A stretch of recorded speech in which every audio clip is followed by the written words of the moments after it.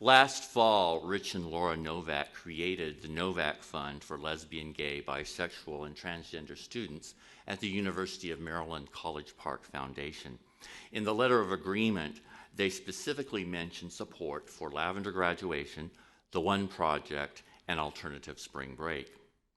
These funds have provided critical support that has allowed us to continue these programs. They have also allowed us to think of additional ways to support our students in extra and co-curricular ways that promote a greater sense of community and belonging among our LGBTQA students and help support leadership development.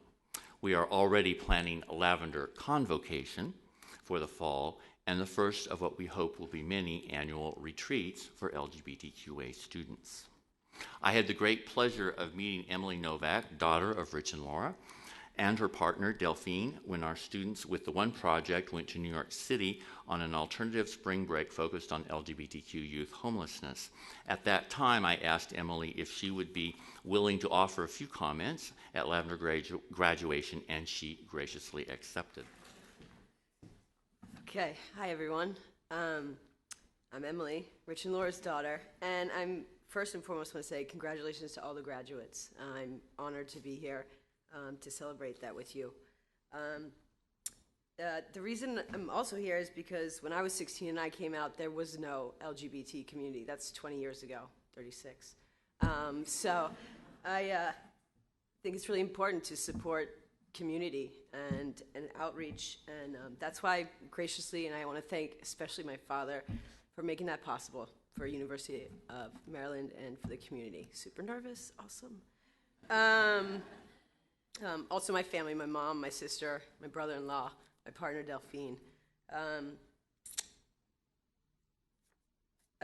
This was motivated by all motivated by myself and my family. I believe it's really important not only to live out loud, but support all the many youth that are out there that don't have the chance to have a positive experience who they are.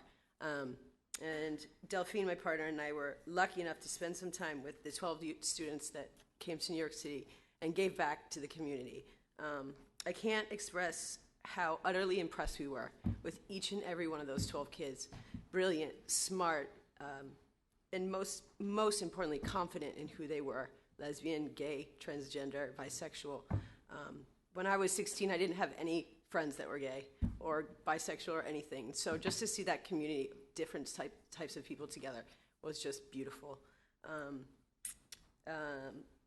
Meeting them brought so many memories back for me of when I was 16, but the most important thing was how much we've moved forward in 20 years and how much more openness there is out there.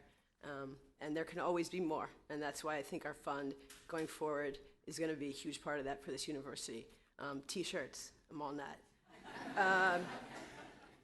Graduates, I can imagine for some of you it wasn't easy to come out, but I can tell you from experience, what's ahead of you is always going to be easier because you've already found the friends and the family and the support system that will help you guide yourselves to your future and what you're going to give back.